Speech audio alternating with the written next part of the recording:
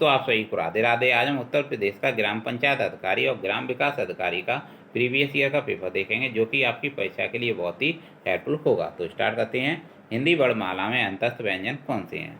दोस्तों इसका right answer है बी, या, रा, ला, वा। यह अंतस्थ व्यंजन है। दोस्तों अंतस्थ व्यंजन में ओंठों का प्रयोग नहीं होता है।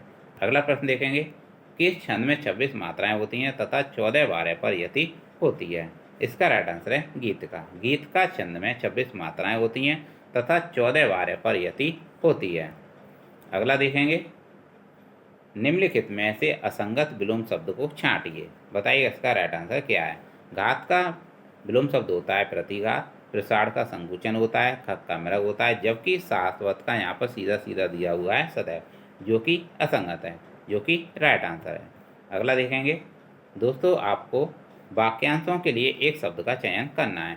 जो अपने स्थान या स्थिति से अलग ना किया जा सके उसे क्या कहते हैं? उसे कहते हैं अच्युत। क्या कहते हैं? जो अपने स्थान या स्थिति से अलग ना किया जा सके उसे अच्युत कहते हैं। अगला देखेंगे। जीने की इच्छा रखने वाले को क्या कहते हैं?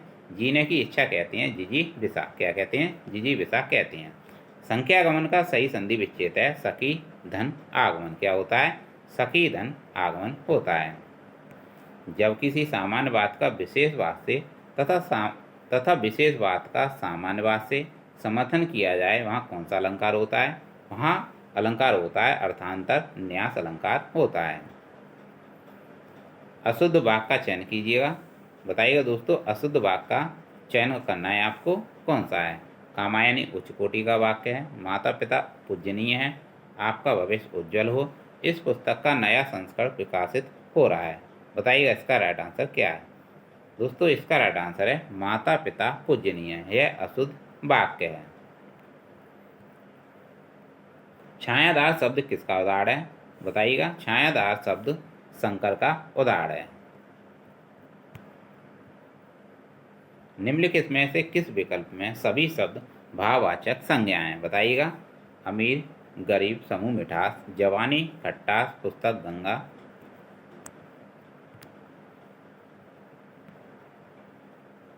रसीला, कड़वाहट, बुढ़ापा, उन्नति, या धैर्य, चालाकी, उदासी, सूर। दोस्तों इसका राइट आंसर है सी। सी में भाववाचक संज्ञा है, यानी रसीला, कड़वाहट, बुढ़ापा, उन्नति, यह सभी भाववाचक संज्ञा हैं। अगला देखेंगे प्रश्न। नीचे लोकोक्तियाँ और उनके अर्थ दिए गए हैं। इनमें से आपको गलत अर्थ वाली लोकोक्ति का चयन करना है। किसका? गलत अर्थ वाली लोकोक्ति आपको बतानी है। आगे नाचना पीछे पगा उसे कहते हैं बंधनहीन। क्या कहते हैं? बंधनहीन कहते हैं। यह भी सही है।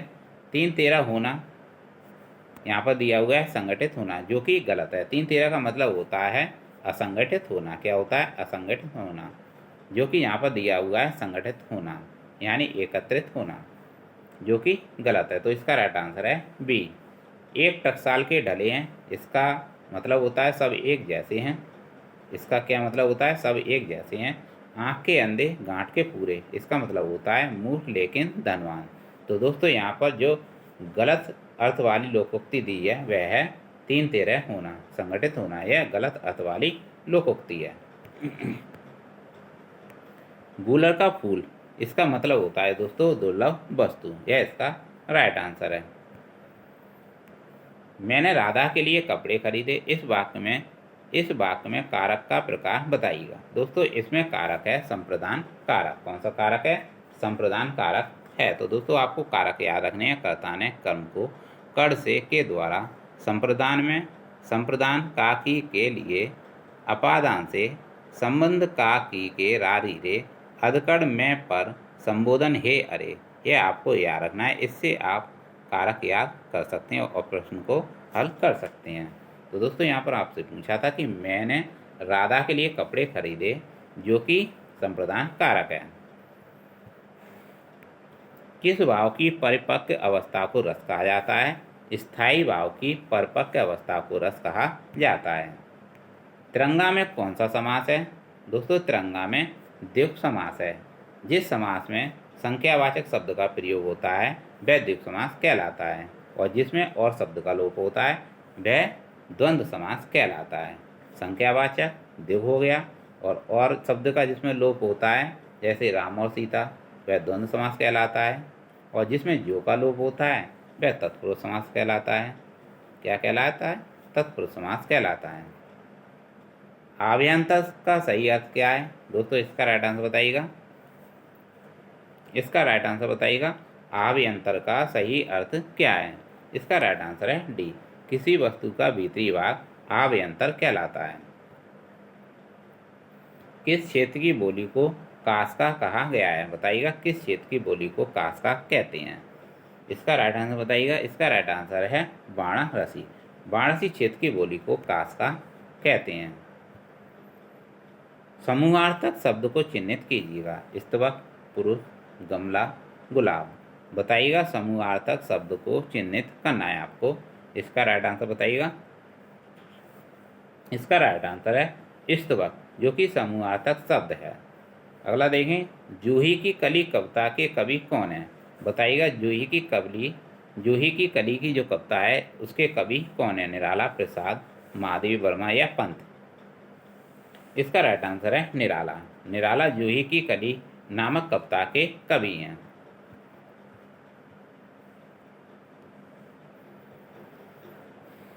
दोस्तों, निम्नलिखित में से मिश्र वाक्य का चयन कीजिएगा।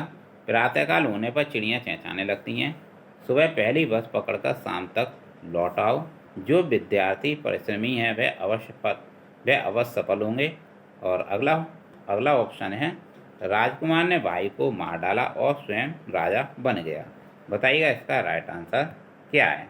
इसका राइट आंसर बताइएगा क्या होगा? 20वें का राइट आंसर बताइएगा। इसका राइट आंसर है दोस्तों सी, जो विद्यार्थी परिश्रमी हैं वे अवश्य सफल होंगे। जो कि यहाँ पर पूछा था आपसे, मिश्र वाक्य का चयन करना है, जो कि मिश्र वाक्य यहाँ पर दिया है। और मिश्र वाक्य में दोस्तों कॉमा का प्रयोग होता है। किसका प्रयोग होता है? कॉमा का प्रयोग होता है। अगला देखेंगे, शब्द युग्म के सही अर्थ वेद का चयन कीजिएगा। बताइएगा, इसका इस युग्म का आपको सही अर्थ बताना है, अम्बुज और अम्बुद का। तो इससे क्या होगा? इसका सही अर्थ क्या होगा?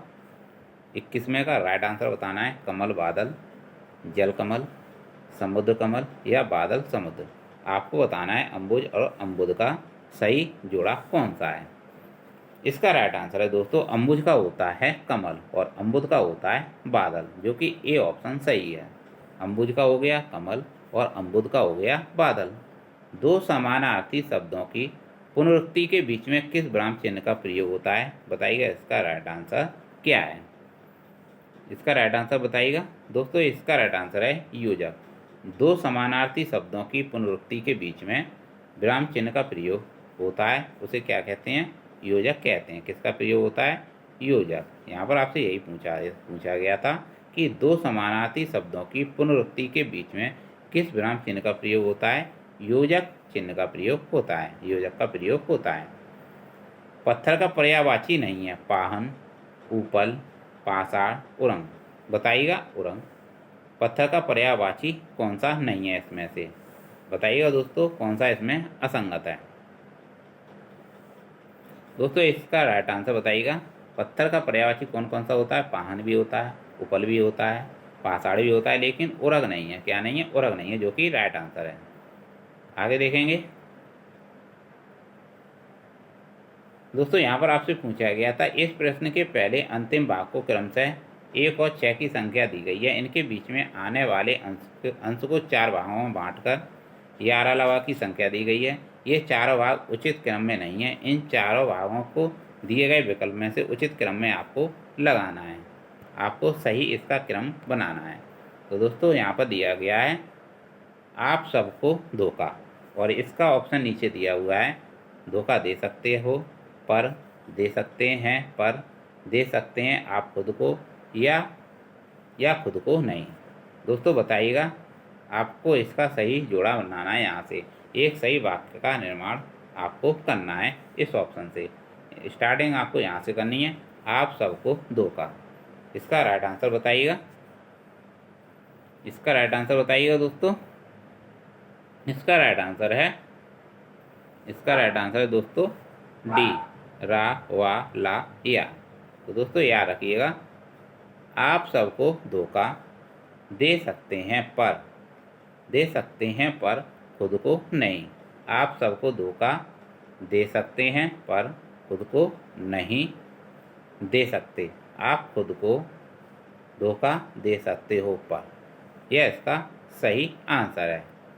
यह इसका सही आंसर है। अगला देखेंगे, परमाणुवाचक क्रिया विशेषण अव्यय क्या है? बताइए इसका राइट आंसर क्या है। परमाणुवाचक क्रिया विशेषण अव्यय क्या है? इसका राइट आंसर आपको बताना है क्षणभर, अन्यत्र, निसंदेह, अत्यंत। आपको परमाणुवाचक क्रिया विशेषण अव्यय बताना है। इसका राइट आंसर है दोस्तों डी, अत्यंत। अत्यंत परमाणुवाचक क्रिया विशेषण अव्यय है। अगला प्रश्न देखेंगे दोस्तों, यहाँ पर एक गद्यांश दिया है और इसमें 26 से 30 तक प्रश्न दिए हुए हैं जो कि आपको बताने हैं। 26 से 30 तक।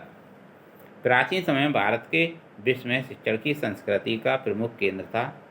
प्राचीन समय में भारत विश्व में शिक्षा और संस्कृति का प्रमुख केंद्र था। देश विदेश के विद्यार्थी यहाँ शिक्षा प्राप्त करने आते थे। प्राचीन भारतीय शिक्षा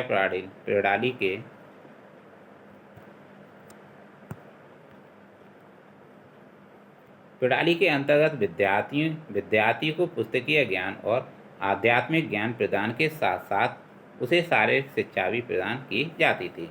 उसे युद्ध कौशल भी सिखाया जाता था। इस प्रकार प्राचीन शिक्षण संख्याएं या आश्रम विद्यार्थी के चहुमुखी विकास पर ध्यान देते थे। किस पर ध्यान देते थे? इस प्रकार प्राचीन शिक्षण संख्याएं यानी संस्थाएं या आश्रम विद्यार्थी के चहुमुखी विकास पर ध्यान देते थे। आज स्थिति भिन्न है। वर्तमान दोषपूर्ण शिक्षा प्रणाली सिर्फ डिग्रीधारी बेरोजगारों की भीड़ उत्पन्न कर रही है। आज के अधिकांश युवा शिक्षा प्राप्त करके भी स्वावलंबी नहीं बन पाते। उनके हृदय में देश और समाज के प्रति किसी भी प्रकार का कर्तव्य बोध उत्पन्न नहीं होता है। वे अपनी प्राचीन परंपराओं का सम्मान नहीं करते हैं। वर्तमान शिक्षा प्रणाली युवाओं में राष्ट्र गौरव की भावना उत्पन्न करने में असफल रही है।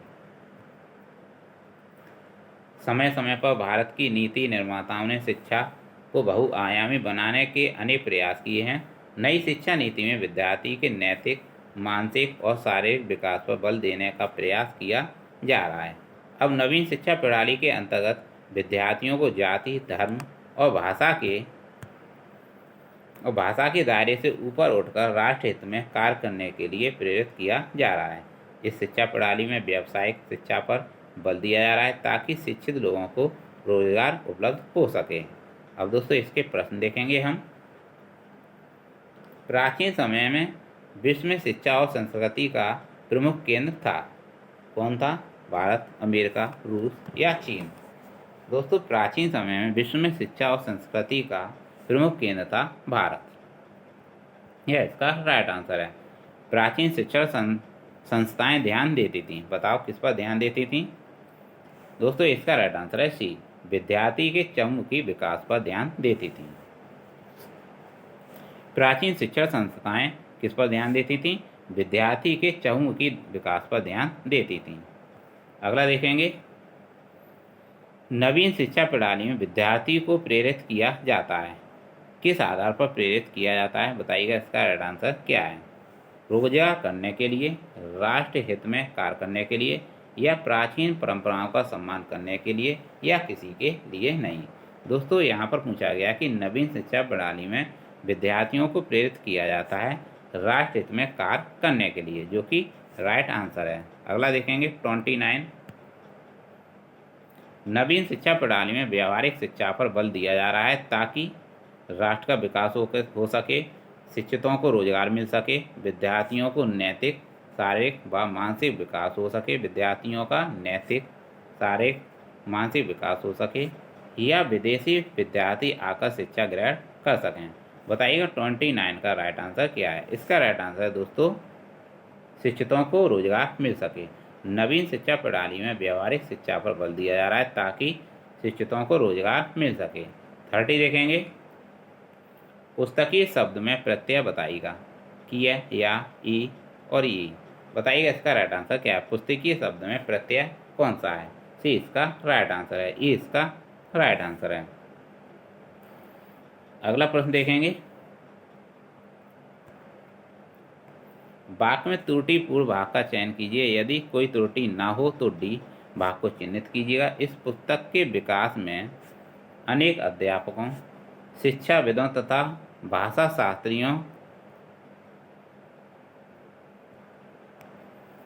शास्त्रियों का सहयोग मिला है। कोई त्रुटि नहीं है। बताइएगा दोस्तों इसका राइट आंसर क्या है। 31 का राइट आंसर क्या है दोस्तों। 31 का राइट आंसर है ए। 31 का राइट आंसर है ए। यहाँ पर आपसे पूछा था कि इस पुस्तक के विकास में अनेकों अध्यापकों, यह इसका राइट आंसर है।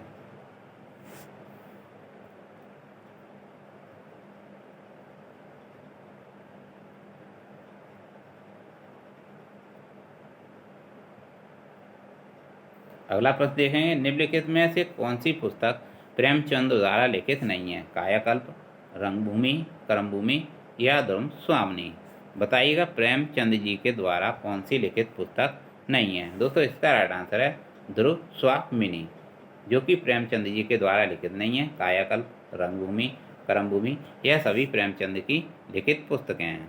अगला प्रश्न देखेंगे, निम्नलिखित में से कौन अष्टछाप का कवि है। मीराबाई, सूरदास, रसखान, विद्यापति। बताइएगा अष्टछाप के कवि कौन से हैं। दोस्तों इसका राइट आंसर है सूरदास। सूरदास जी अष्टछाप के कवि थे। वह बहुत मधुर गाता है। इनमें विशेषण शब्द का चयन कीजिएगा। बताइएगा दोस्तों वह बहुत मधुर गाता है।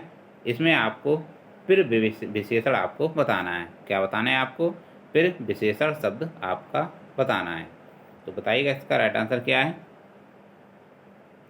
दोस्तों। यहाँ पर फिर विशेषण शब्द है 34 का राइट आंसर है बी, बहुत।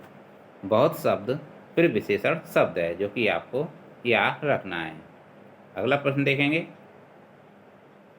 निम्नलिखित में से किसको साहित्य अकादमी पुरस्कार मिला है। नामवर सिंह, प्रेमचंद, भारतेंदु हरिश्चंद्र, सूर्यकांत त्रिपाठी, निराला। बताइएगा साहित्य अकादमी पुरस्कार किसे मिला है। इसका राइट आंसर दोस्तों नामवर सिंह। नामवर सिंह को साहित्य अकादमी पुरस्कार मिला है। अगला प्रश्न देखेंगे, ज्ञानपीठ पुरस्कार किस भाषा के क्षेत्र में दिया जाता है। हिंदी, संस्कृत, तमिल। संविधान की 8वीं अनुसूची की सभी भाषाओं से। बताइएगा ज्ञानपीठ पुरस्कार किस भाषा से संबंधित है। 36 का राइट आंसर आपको बताना है। इसका राइट आंसर है डी, संविधान की 8वीं अनुसूची की सभी भाषाओं से। यह इसका राइट आंसर है। दोस्तों संविधान की 8वीं अनुसूची में कितनी भाषाएं हैं। 22 भाषाएं। कितनी भाषाएं, 22 भाषाएं।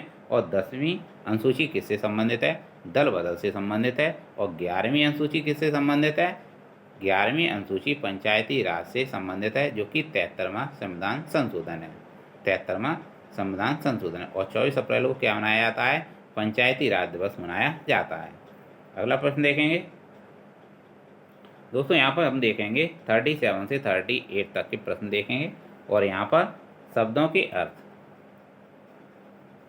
दोस्तों शब्दों के अर्थ विकल्पों में दिए गए हैं। इनमें से एक विकल्प गलत है, अर्थात उस शब्द का अर्थ नहीं है, उस विकल्प का चयन कीजिए। यहाँ पर पूछा है तक्षक। तक्षक का आपको अर्थ बताना है। बढ़ई होता है, सूत्रधार होता है, शिलान्यास होता है या विश्वकर्मा होता है। बताइए इसका राइट आंसर क्या है। 37 का राइट आंसर है शिलान्यास। तक्षक का अर्थ होता है शिलान्यास। यहाँ पर आपसे क्या पूछा गया दोस्तों, यहाँ पर आपसे पूछा गया था सही विकल्प। उस शब्द का अर्थ का आपको शब्दों के अर्थ यहाँ पर आपसे पूछा गया था कि शब्दों के अर्थ विकल्प में दिए गए हैं, इनमें से एक विकल्प गलत है, अर्थात उस शब्द का अर्थ नहीं है, उस विकल्प का चयन कीजिए। तो दोस्तों यहाँ पर जो कि तक्षक का सही विकल्प नहीं है शिलान्यास, और तक्षक का अर्थ होता है बढ़ई, सूत्रधार, विश्वकर्मा। यह इसका राइट आंसर है, जबकि असंगत दिया हुआ है शिलान्यास। भाव की बात करें, इसका राइट आंसर बताइएगा क्या होगा। 38 का आपको असंगत बताना है। असंगत होता है यहाँ पर 38 का भाव का असंगत है यहाँ पर भवन, जबकि भाव का अर्थ होता है दर, विचार, अभिप्राय। इनसे संबंधित है सभी भाव, यानी भाव को दर भी कहते हैं, विचार भी कहते हैं, अभिप्राय भी भी कहते हैं, जबकि भवन इससे असंगत है। 39 देखेंगे। 39 में 39 से 40 तक प्रश्न दिए गए हैं। रिक्त स्थानों की पूर्ति कीजिए तथा विकल्पों में से कीजिए। आज के वैज्ञानिक नए नए डॉट डॉट द्वारा हमारे जीवन को सुखमय बना रहे हैं। बताइए इसका राइट आंसर क्या है। दोस्तों इसका राइट आंसर है बी, आविष्कारों। आज के वैज्ञानिक नए नए आविष्कारों द्वारा हमारे जीवन को सुखमय बना रहे हैं, इसका राइट आंसर है। यदि इस रोग को आरंभ में ही काबू न किया गया हो तो यह डॉट डॉट हो सकता है। संक्रामक, आक्रामक, अतिक्रामक, अभिक्रामक। इसका राइट आंसर बताइएगा। 40 का राइट आंसर है संक्रामक। यदि इस रोग को आरंभ में ही काबू न किया गया तो यह संक्रामक हो सकता है, ये इसका राइट आंसर है।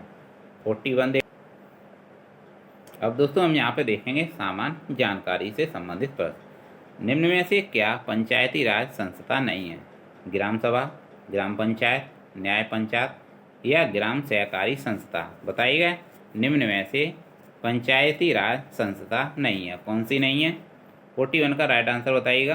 दोस्तों इसका राइट आंसर है डी, ग्राम सहकारी संस्था पंचायती राज संस्था नहीं है, जबकि पंचायती राज संस्था ग्राम सभा है, ग्राम पंचायत है, न्याय पंचायत, यह सभी पंचायती राज संस्था हैं। भारत सरकार का मुख्य विधि अधिकारी कौन होता है? बताइएगा भारत सरकार का मुख्य विधि अधिकारी कौन होता है? इसका राइट आंसर बताइएगा। दोस्तों इसका राइट आंसर है महान्यायवादी। भारत का महान्यायवादी भारत सरकार का मुख्य विधि अधिकारी होता है और इसे सबसे बड़ा वकील भी कहते हैं। इसे भारत का सबसे बड़ा वकील भी कहते हैं। इंकलाब जिंदाबाद का नारा किसने दिया था? बताइएगा इसका राइट आंसर क्या है। इसका राइट आंसर है हसरत मोहानी।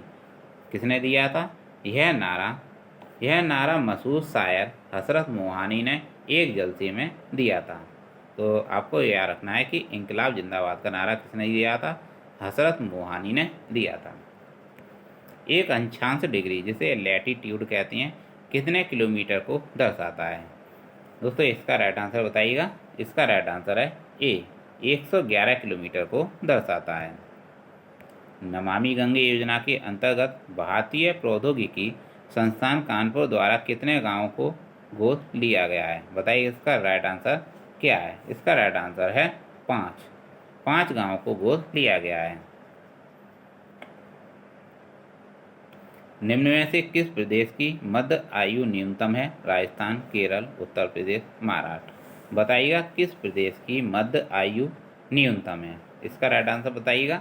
इसका राइट आंसर है सी, उत्तर प्रदेश। उत्तर प्रदेश की मध्य आयु न्यूनतम है। उत्तर प्रदेश सरकार द्वारा समाजवादी पेंशन योजना के लिए हाल ही में किसे प्रचार राजदूत नियुक्त किया गया? बताइएगा दोस्तों इसका राइट आंसर है क्या है। 47 का राइट आंसर है विद्या बालन। भारत के किस राज्य ने सर्वप्रथम ट्विटर सेवा योजना आरंभ की है? किसने की थी दोस्तों? भारत के किस राज्य ने सर्वप्रथम ट्विटर सेवा योजना आरंभ की थी? इसका राइट आंसर है दोस्तों उत्तर प्रदेश। भारत में किस राज्य द्वारा सर्वप्रथम जीएसटी की पुष्टि की गई? बताइएगा भारत में किस राज्य द्वारा सर्वप्रथम जीएसटी की पुष्टि की गई थी? इसका राइट आंसर बताइएगा। असम द्वारा जीएसटी की पुष्टि की गई थी, यानी जीएसटी सबसे पहले असम में शुरू की गई थी। और जीएसटी कब लागू की गई थी दोस्तों? 1 जुलाई 2017 को जीएसटी लागू की गई थी। और दोस्तों जीएसटी कौन सा संविधान संशोधन है? 101वां संविधान संशोधन है। विश्व में किस देश द्वारा क्रिकेट में सर्वप्रथम 901 दिवसीय अंतर्राष्ट्रीय मैच खेले गए? दोस्तों इसका राइट आंसर है भारत। इसका राइट आंसर है भारत देश का विश्व धरोहर स्थलों में संख्या के आधार पर कौन सा स्थान है? दोस्तों इसका राइट आंसर है 7वां स्थान है। मानव शरीर में रक्त का आयतन शरीर के भार का लगभग कितने प्रतिशत होता है? बताइएगा इसका राइट आंसर क्या है। इसका राइट आंसर है 7%। मानव शरीर में रक्त का आयतन शरीर के भार का लगभग 7% होता है। कंप्यूटर प्रणाली में निम्न में से कौन सा एक ऑपरेटिंग सिस्टम नहीं है? बताइएगा कौन सा ऑपरेटिंग सिस्टम नहीं है। नहीं आपको बताना है दोस्तों, यूनिक्स ऑपरेटिंग सिस्टम नहीं है, जबकि विंडो, MS-OP, लाइनक्स यह सभी ऑपरेटिंग सिस्टम है, जबकि यूनिक्स नहीं है। अगला देखेंगे 54। इंटरनेट पे कंप्यूटर की पहचान किस प्रकार निश्चित होती है? IP address, email address, street address या यूजर ID? बताइएगा इंटरनेट पे कंप्यूटर की पहचान किस पर निश्चित होती है? इसका राइट आंसर बताइएगा। इसका राइट आंसर है IP एड्रेस के द्वारा कंप्यूटर की पहचान होती है। कंप्यूटर प्रणाली में निम्न में से सबसे अधिक संग्रह क्षमता किसकी होती है? Kilobyte, gigabyte, terabyte, megabyte? बताइएगा कंप्यूटर प्रणाली में निम्न में से सबसे अधिक संग्रह क्षमता किसकी होती है? दोस्तों इसका राइट आंसर है C, टेराबाइट। टेराबाइट की सबसे अधिक संग्रह क्षमता होती है। दोस्तों याद रखिएगा, एक बिट में कितने होते हैं? एक बाइट में कितने बिट होते हैं? 8 बिट होते हैं, यानी 8 बिट बराबर 1 बाइट होती है। और 1 किलोबाइट में कितने 1 किलोबाइट में कितने बाइट होती हैं? 1024 बाइट होती हैं। कितनी होती हैं? 1 किलोबाइट में 1024 बाइट होती हैं। और गीगाबाइट बात करते हैं गीगाबाइट की, 1 गीगाबाइट में 1024 मेगाबाइट होते हैं। कितने होते हैं? 1024 मेगाबाइट होते हैं 1 गीगाबाइट में। बात करते हैं 1 मेगाबाइट में, 1 मेगाबाइट में 1024 किलोबाइट होते हैं। कितने? 1024 किलोबाइट, किलोबाइट की बात हो रही है, 1024 किलोबाइट होते हैं। बात करते हैं 1 टेराबाइट की, 1 टेराबाइट में 1024 गीगाबाइट होते हैं। अगला प्रश्न देखेंगे, जन गण मन जो भारत का राष्ट्रीय गान है सर्वप्रथम कब गाया गया था? बताइए इसका राइट आंसर क्या है? दोस्तों इसका राइट आंसर बताइएगा। इसका राइट आंसर है 27 दिसंबर 1911। कब गया था? 27 दिसंबर 1911। राष्ट्रगान के गायन की अवधि 52 सेकंड है। कितनी सेकंड है? 52 सेकंड है। पूरे गान में 5 पद हैं। भारत का राष्ट्रगान जन गण मन सर्वप्रथम 27 दिसंबर 1911 को भारतीय राष्ट्रीय कांग्रेस के कलकत्ता अधिवेशन के अवसर पर गाया गया था। अगला प्रश्न देखेंगे 57। भारत का विश्व में क्षेत्रफल के आधार पर कौन सा स्थान है? दोस्तों इसका राइट आंसर है D, 7वां स्थान है। प्रथम विश्व युद्ध कब समाप्त हुआ था? दोस्तों इसका राइट आंसर बताइएगा। इसका राइट आंसर है 11 नवंबर 1918। 11 नवंबर 1918 को प्रथम विश्व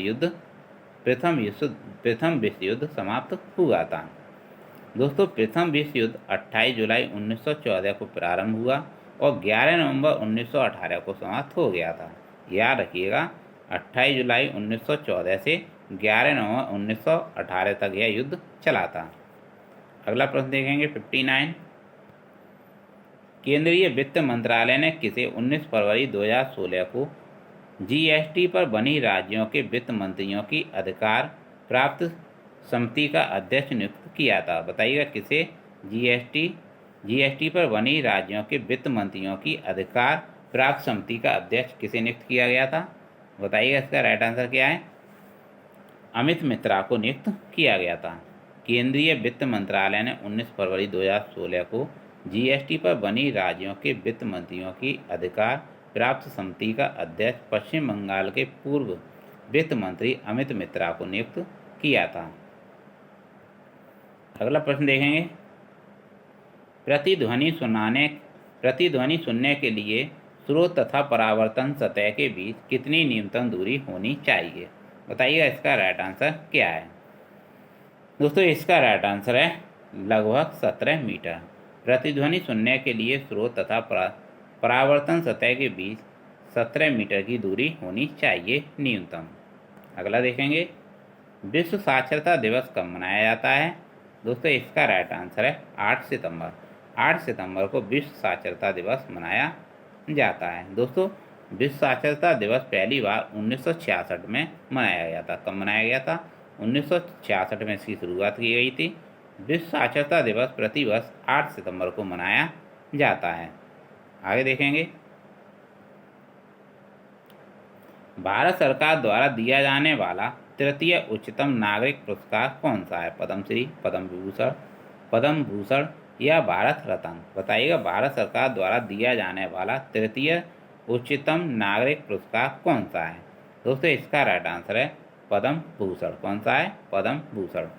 भारत सरकार द्वारा दिया जाने वाला तृतीय उच्चतम नागरिक पुरस्कार पद्म भूषण है।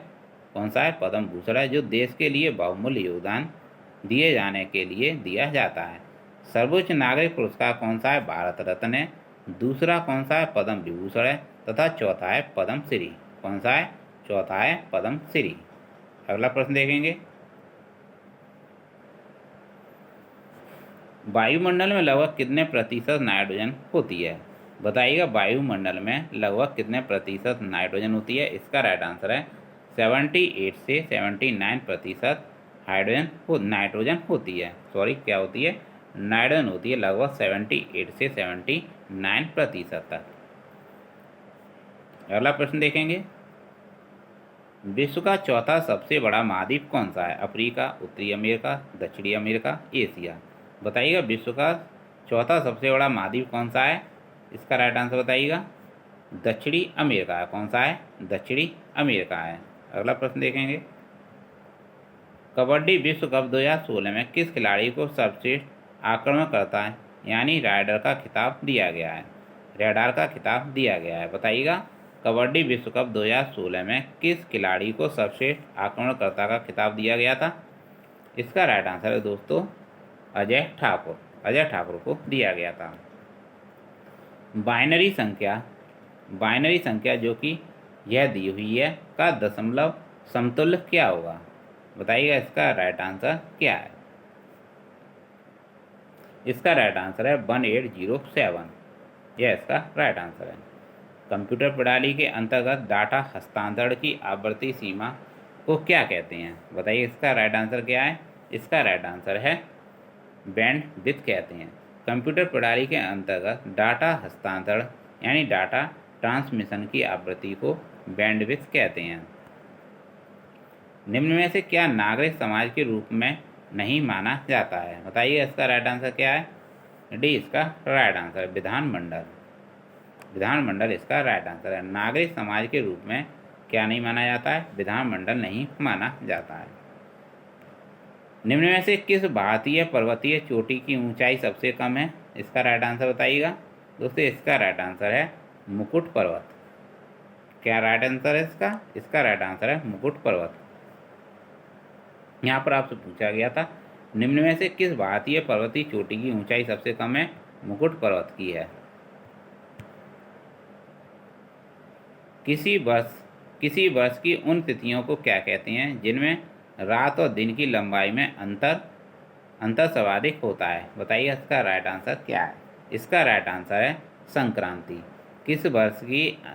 किस वर्ष की उन तिथियों को क्या कहते हैं जिनमें रात और दिन की लंबाई में अंतर सर्वाधिक होता है? उसे संक्रांति कहते हैं।